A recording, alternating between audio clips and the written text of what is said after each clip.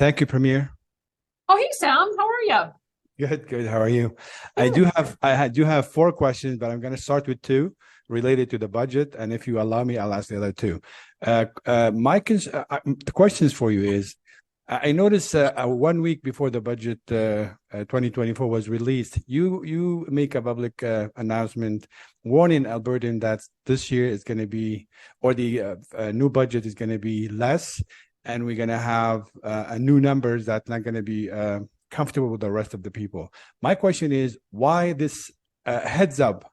What's so important to your government to warn people that the new budget is not going to be as anticipated, or at least there's a surplus is going to be different, and you link that also with the Heritage Fund. So I just want to understand why there was a need to warn us, because it sounds like there's more bad news coming down the tube, but that's how I felt it. And the other question is related to budget about the 200 tax on electric vehicle. Don't you think that was a little bit on the low side? And if so, why it was too low? $200 for maybe a $60,000 or $100,000 vehicle.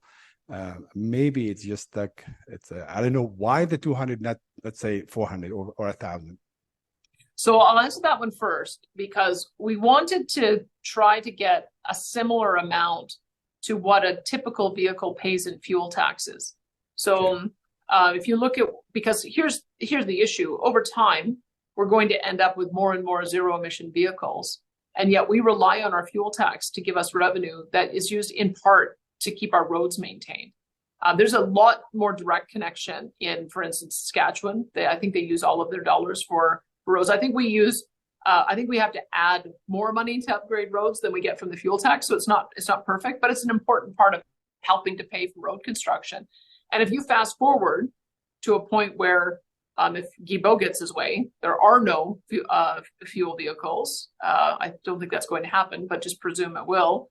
Then we would end up with no tax source to be able to pay for our roads. So we figure that since we're now at the early stages of people adopting alternative vehicles, that we need to create some kind of sense of fairness so that everybody is paying their fair share towards road construction. And that amount is about the amount that a typical family would pay in fuel taxes. Remember, our fuel tax is 13 cents a liter. So you can do the math on that to figure out how many kilometers that is. But that was the thinking. When it comes to my budget announcement, I mean, I really wanted to deliver the tax cut the first year.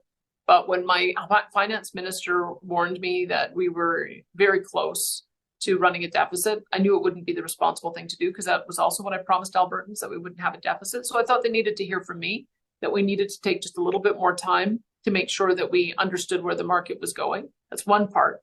The other part is what I've begun to realize is that our expenses are growing faster than our revenues.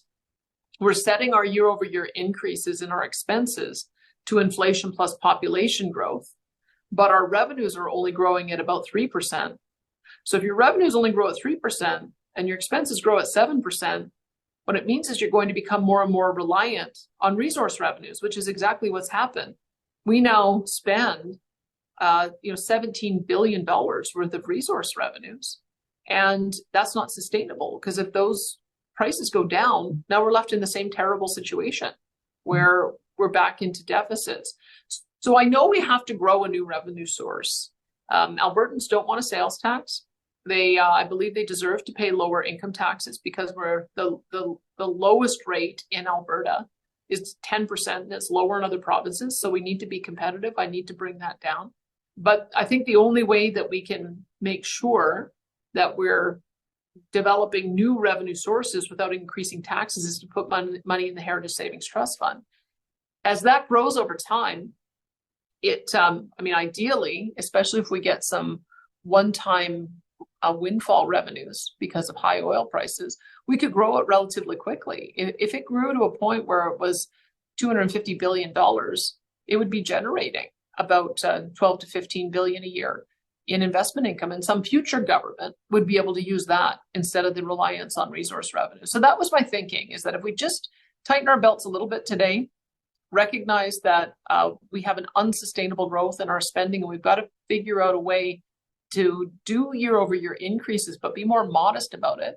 Maybe reprofile some of the existing spending that we have to higher priority areas. that's what I'm asking Albertans to support us in doing, because otherwise we're going to just set ourselves up for long-term failure with more and more cost and less revenue. So that's part of the reason that I wanted to make sure people understood the challenge that we had. Thank you, Sam. And we'll